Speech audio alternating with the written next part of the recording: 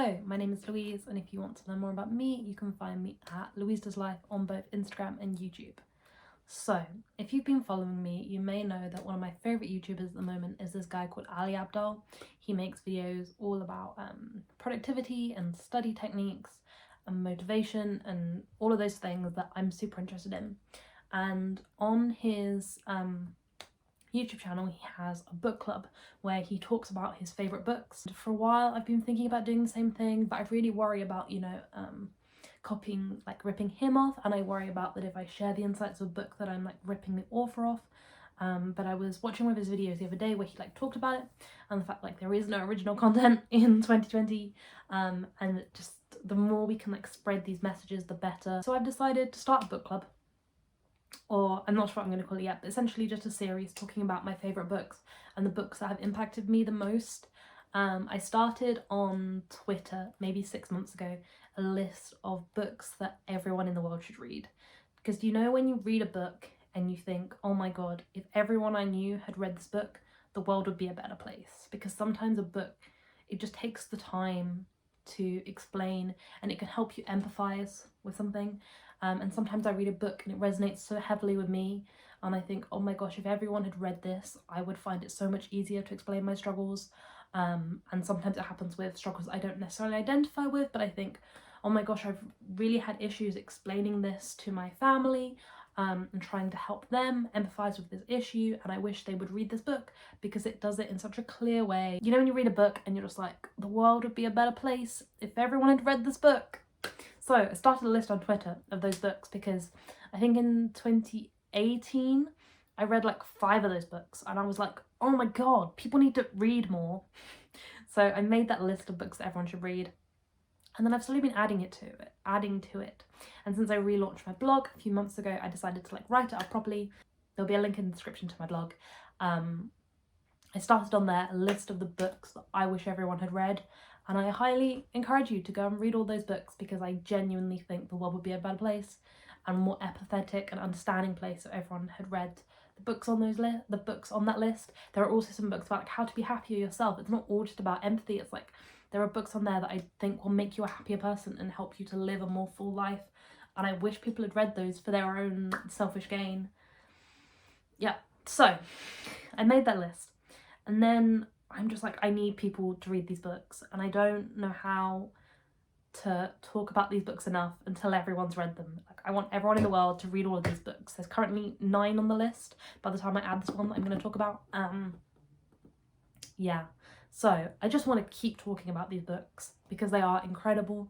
And I follow Lena Norms on YouTube and social media, and I love her content, and I love when she will just keep going back to a book and be like, this one, read it. So that's what I'm going to do. There's a list of 9 books on my blog, and I'm just going to wave them in your face until you give up and read them. So, without further ado, let's talk about one of those books, which I read last week. And so while it's fresh in my mind, I'm going to talk to you about it. I'm going to give you the main premise of this book and explain to you why you should take the time to read it. But if you're not going to take the time to read it, I will hopefully have explained the main premise of it to you so that you can at least gain the main insights from it. But to be honest, and the thing is, in some ways I feel like I'm ripping off the author, but actually I really encourage you to go read these books that I'm going to talk about because you'll never gain the full understanding until you read the book. Reading a summary, in theory, gives you everything you need to know, and I myself made notes on this, and my notes fit onto maybe a double-sided page of A4 I could fit my notes onto. But when you actually take the time to read it and you hear all of these stories and examples, your brain absorbs it so much better, and so you'll have a much better appreciation for the book and for the contents in the book if you actually take the time to read it rather than just listening to my summary. Even though I'm going to basically tell you what's in the book, I highly implore you to take the time to read it, which is also why I don't feel too bad about ripping him off, because hopefully this will get more sales of the book, because I really encourage you to go read this. So this book is called The Life You Can Save, and it's by a guy called Peter Singer. So how did I hear about this book? I heard about it from Ali Abdaal. I was watching his podcast where he spoke to Ruby Granger, I believe it was in that episode, and he recommended this book. And the premise that he gave me, or what I went into this book knowing, was that it was about how there are millions of people, billions of people starving in third world countries, and how it's really hard to empathize with them in the same way that we can empathize with the people that we see right in front of us. And this book is like, give your money to charity anyway. Because he was talking about how he'd struggled in the past with worrying that, you know, oh, I'm not an empathetic person. Does that make me a bad person? I'm feeling guilt about it. Like, is there something wrong with me because I don't feel a huge amount of empathy for people starving in third world countries? And he said that this book kind of explained why we struggle to feel empathy, and it's like, just go give your money anyway. So that was the assumption that I went into this book with, but it's so much better than that. It's so much better than that. So this book tries to explain why you should give more money to charity, specifically charities that are fighting to help end extreme poverty, and it does it from a really ethical and philosophical point of view. So this book mainly uses a tool called deductive reasoning, which is where you set out a few different premises and then you show that those premises combine to make a conclusion. Let me see if I can find an example for you. So in this example, he says, number 1, all dolphins are mammals. Number 2, all mammals have a heart. Therefore, all dolphins have a heart. And so it's this idea of taking these statements that we know to be true, and then from those we can infer further conclusions.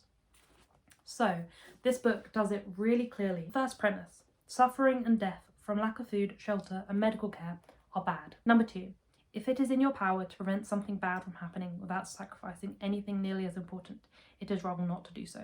And he does spend a lot of the time in this book debating what that means, but as you're saying, if you can prevent bad from happening without it being of great stress to you, you really should do. And the example he uses as like a really, in philosophy they often use these really extreme examples just to illustrate things really clearly. So he's saying, imagine you're walking down a road and you see a child drowning in a pond, and you being an adult would really easily be able to climb into that pond and rescue that child, but it means that you're going to ruin your new shoes. You would obviously do it because you believe that that child's life is worth more than your shoes. So this idea of, you know, if we can do loads of good and prevent really bad suffering from other people at a really small cost to do it us, we should do that.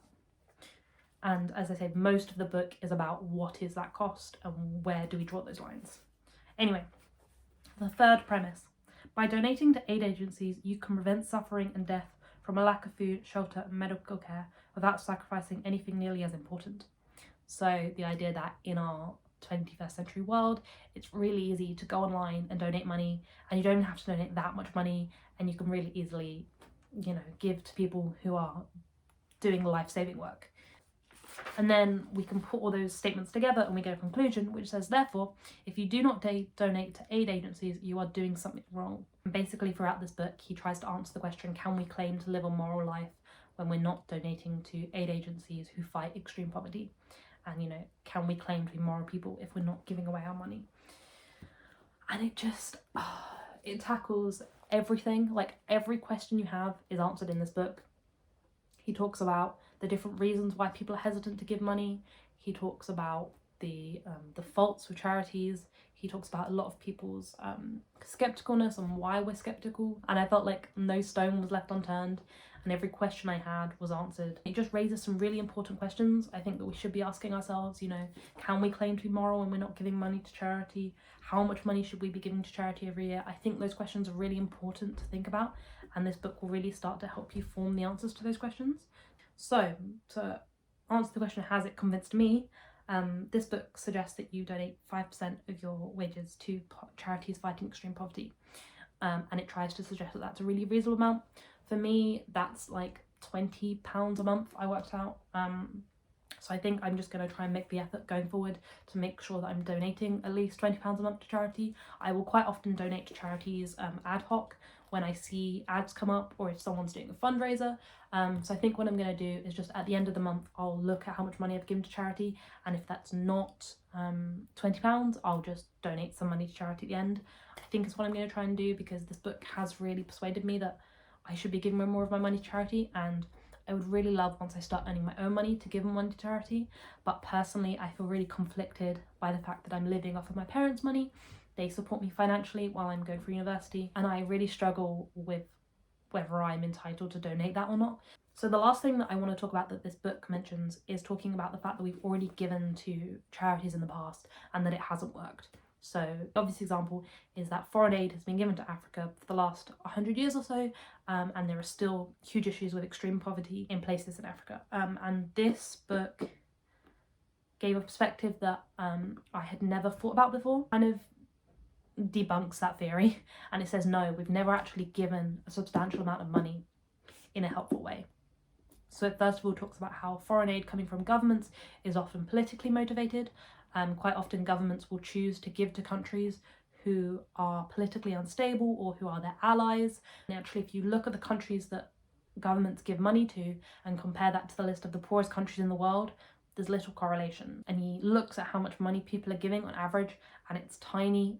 And he's like, actually, we've never tried giving huge amounts of money in aid. We've never seen what that's looked like, and so we can't use the argument that we've already tried and it's not working and therefore aid is futile and these countries are always going to be poor.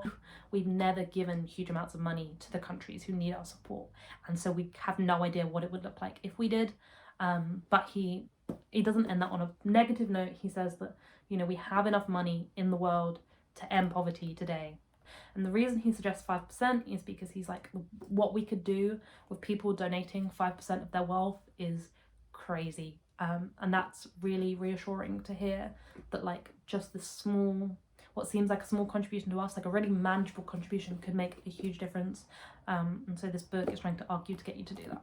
So if you've seen lots of Instagram posts lately ranting about billionaires and why they shouldn't exist, and you want to learn more about that and read more about like the current situation with extreme poverty and why it exists and all of that stuff, I highly recommend giving this book a read. And I hope you've learned something from watching this video too. If you don't read it, I hope I've given you the main insights of this book, but I really do encourage you to take the time to go and read it further so that you can have a much better full understanding of the concepts talked about in this book. Thank you. As I said, my name is Louise, and if you want to learn more about me, you can follow me at Louise Does Life on both Instagram and YouTube. Leave in the comments books that you think everyone in the world should read. I would love to hear other people's suggestions, and if you think there's a book out there that everyone in the world should read, I will try and make the time to read it myself. Thank you.